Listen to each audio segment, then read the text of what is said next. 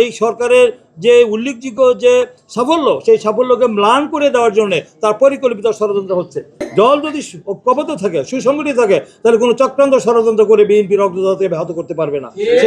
তাই আমি মনে করি যে আমরা এখন জনগণের ভোটে নির্বাচিত ঐতিহাসিক ছাত্র গণঅভ্যুত্থানের মধ্য দিয়ে আমরা যে ত্রয়োদশ জাতীয় সংসদ নির্বাচনের 2/3 মেজরিটি সংখ্যাগরিষ্ঠ শাসন পেয়ে জনগণ আমাদের নির্বাচিত করে মহান জাতীয় সংসদে পাঠিয়েছে জনগণের পক্ষে কথা বলার জন্য। এবং এই 4 মাস হতে চললো এই সরকারের বয়স। এর মধ্যে জনগণের কাছে দেওয়া যে প্রতিশ্রুতি, যে ইশতেহারে যারা ঘোষণা করেছিলেন মাননীয় প্রধানমন্ত্রী, আমরা অনেক অংশে আমরা সেটা বাস্তবায়ন করছি, দৃশ্যমান হচ্ছে।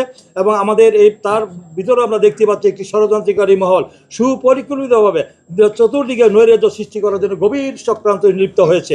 এটা অবশ্যই আমরা সাংগঠনিকভাবে, রাজনৈতিকভাবে যদি আমরা তৎপর না হই, সচেতন না থাকি, ঐক্যবদ্ধ না থাকি, তাহলে এই ষড়যন্ত্রকারীরা দেশে একটি অস্থিতিশীল পরিস্থিতি, রাজনৈতিক অস্থিতিশীল পরিস্থিতি সৃষ্টি করে গোলাপানিতে মাছ শিকার করার চেষ্টা করবে। তা আমরা সেই অপশক্তিগুলি কারা আমরা সবাই জানি।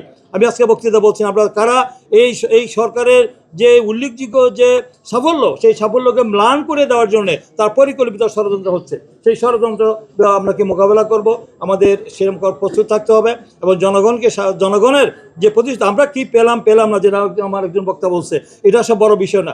আমরা কি পেলাম কি পাইনি সেটা আমাদের খুব বড় বিষয় না। বড় বিষয় হলো যে জাতি জনগণের দেওয়া প্রতিশ্রুতি বাস্তবায়ন হচ্ছে কিনা, জনগণের কল্যাণে আমরা কাজ করছি কিনা, তাই জনগণ ভাগ্য উন্নয়ন হচ্ছে কিনা, যেটাকে বলে গুড গভর্নেন্স, যেটা বলে সুশাসন, যেটাকে বলে সুশাসন দিচ্ছে পারছে কিনা। ফেসিবাদের যা অপকর্ম করেছে, যার কারণে আজকে আওয়ামী লীগের মতো একটি ফেসিস্ট দল, একটি 75 বছর একটি পুরানো দল, আজকে তাদেরকে গণহত্যার জন্য, সে গণহত্যা এবং মানবতা বিরোধী অপরাধ করার জন্য তাদেরকে বিগত অন্তর্বর্তীকালীন সরকার তাদেরকে নির্বাহী আদেশে নিষিদ্ধ ঘোষণা করে।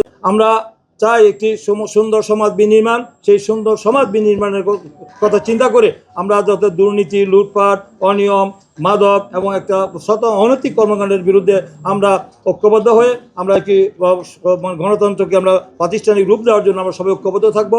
ঐক্যবদ্ধ থাকলে ইনশাল্লাহ আমরা একটি এই দেশে গণতন্ত্রকে আমরা প্রাতিষ্ঠানিক রূপ দিতে পারবো এবং আমাদের যে প্রতিশ্রুতি সে বাস্তবায়ন করতে পারবো।